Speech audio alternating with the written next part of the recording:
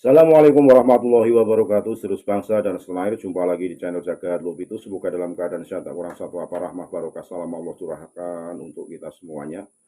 Terkait dengan pernyataan Habib Rizik mengenai bermunculnya apa yang disebut dengan Islam Nusantara. Habib Rizik menyatakan bahwa Islam Nusantara itu tidak ada pengikutnya, bahkan cenderung diada-adakan. Saya garis bawahi memberikan sebuah kesimpulan bahwa yang namanya Islam Nusantara itu bukan aliran baru atau mazhab baru. Bukan Islam yang diada-adakan, tidak.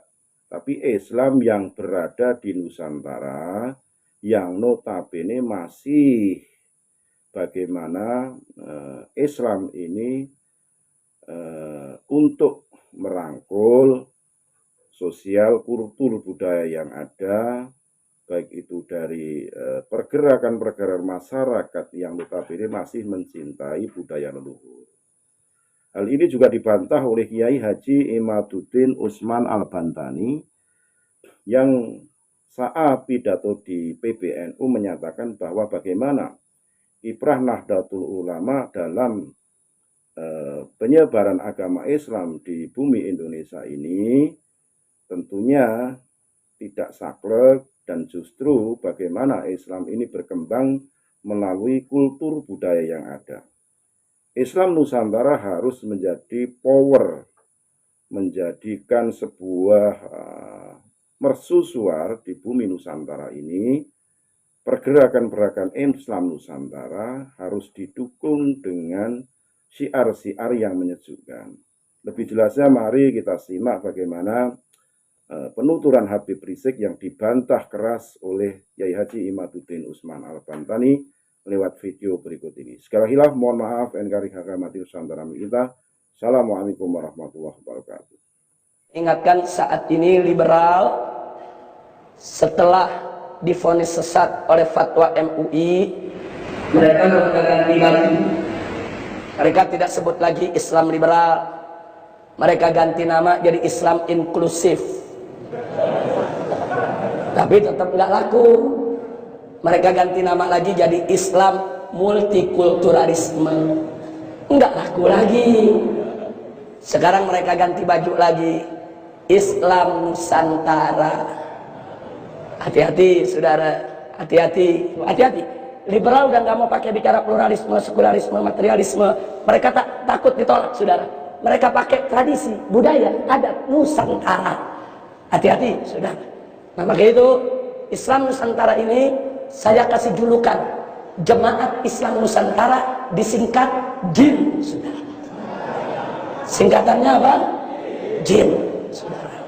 JIN, Jemaat Islam Nusantara. Saudara, kalau Islam di Indonesia mesti di-Indonesiakan, berarti Islam di Kina mesti dikinakan.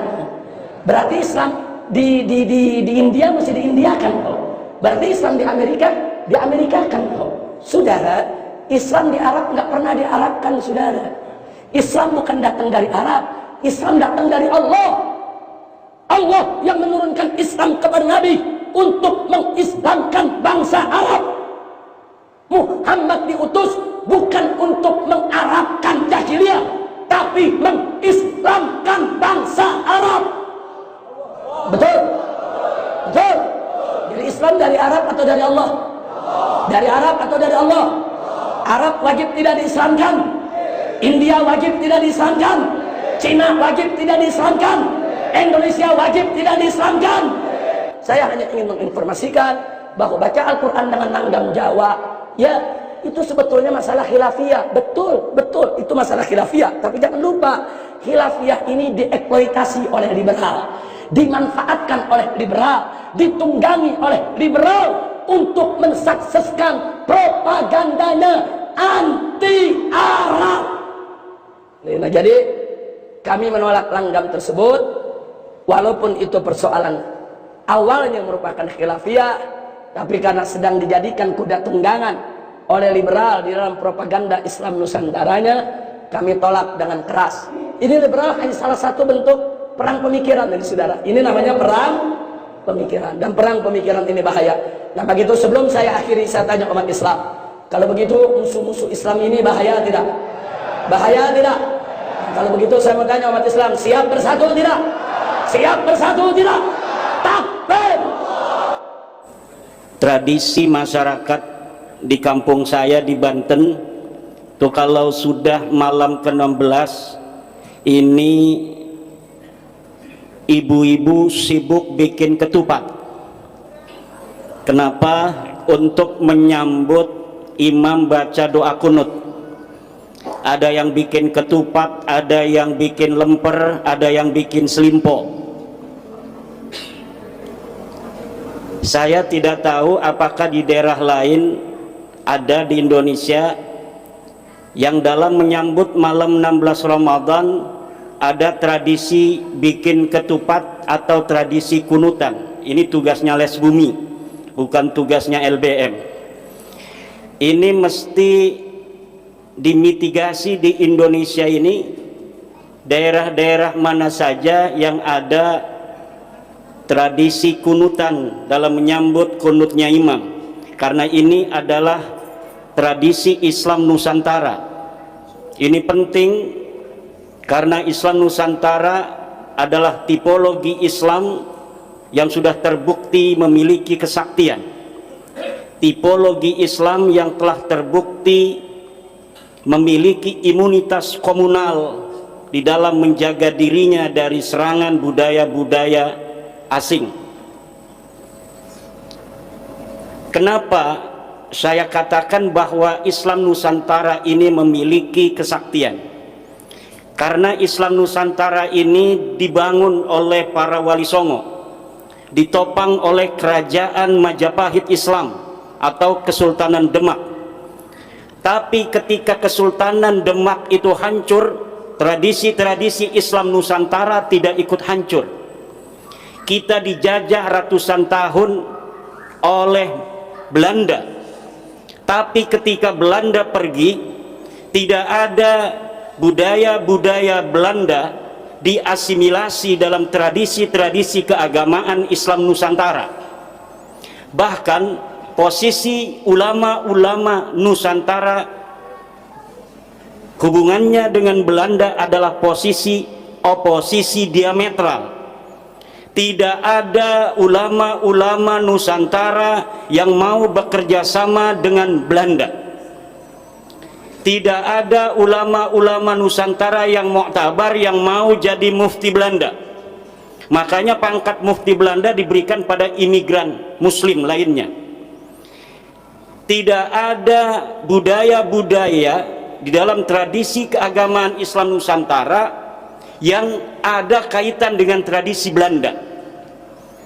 Ulang tahun Ratu Wilhelmina, pesantren-pesantren, para kiai-kiai zaman itu tidak ada yang mau ikut instruksi Belanda untuk mengadakan ulang tahun Ratu Belanda. Tidak ada destinasi-destinasi ulama-ulama Nusantara, basic-basic pesantren yang mengadakan ulang tahun Ratu Wilhelmina.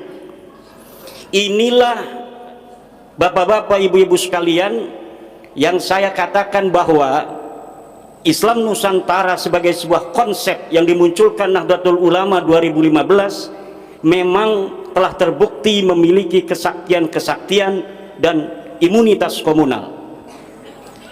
Bahkan tahun 1927 Muktamar NU itu masih mengambil sebuah keputusan muktamar bahwa menggunakan dasi, celana panjang, jas itu hukumnya haram.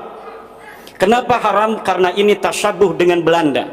Ini adalah upaya perlawanan dari kalangan Nahdliyin ketika itu kepada hegemoni penjajahan Belanda. Tahun 40-an Kiai Wahid Hasyim mendobrak keputusan itu. Beliau menggunakan jas, menggunakan dasi, menggunakan celana panjang. Ansor-ansor kita pada ikut Kiai Wahid Hasyim.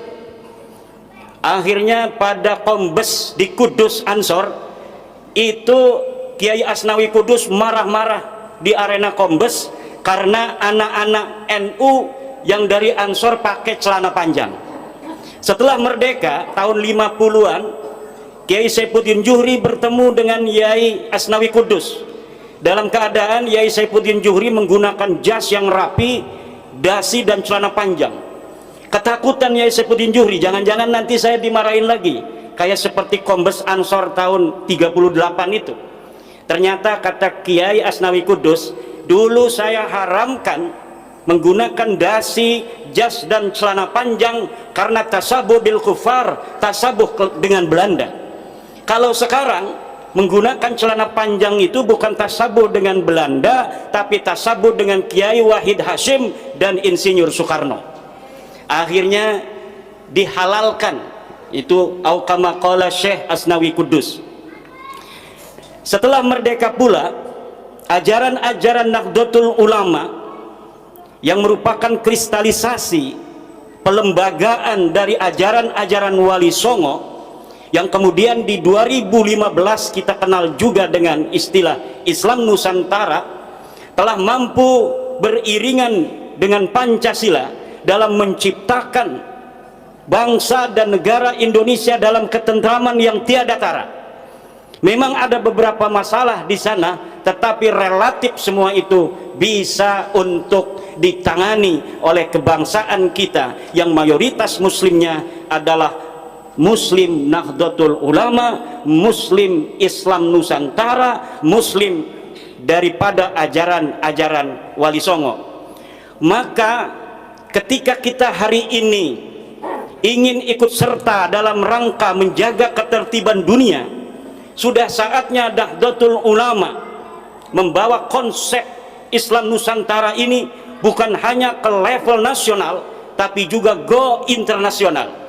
Sudah saatnya Nahdlatul Ulama tablighu mafahimi Islam Nusantara ila jami'i anha'il alam, untuk menyebarkan konsep Islam Nusantara ini ke seluruh semesta raya. Kita ajak seluruh agama-agama di dunia agar mempunyai konsep yang sama dengan Nahdlatul Ulama, yaitu dasar tawassut, tawazzun dan i'tidal. Dan kita ajak seluruh konsep-konsep dasar negara di dunia ini untuk mengikuti konsep dasar Pancasila, di mana seluruh agama, seluruh etnis dan suku di dalamnya dilindungi oleh bangsa negara itu sendiri. Banyak orang atau kelompok komunitas yang ingin menyebarkan, membangun peradaban di dunia ini. Yahudi mempunyai konsep protokol Zionis, dia ingin mengembangkan peradaban dunia menurut konsep Yahudi. Saudi, dia memiliki mafahim al-Wahhabiyah, bagaimana peradaban dunia Islam dibentuk di dalam tradisi-tradisi Wahabi. Lalu Nahdlatul Ulama, ketika kita ingin berperan di dalam membangun peradaban dunia ini, konsep apa yang kita miliki? Konsep yang kita miliki adalah konsep Islam Nusantara.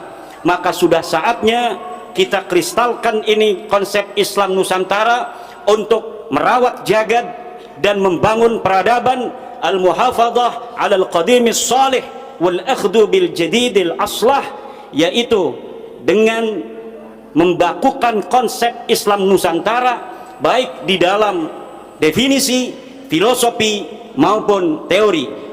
Kita berdoa mudah-mudahan Nahdlatul Ulama semakin memberikan manfaat di dalam peradaban dunia ini dalam menciptakan keharmonisan dan perdamaian di tengah-tengah dunia.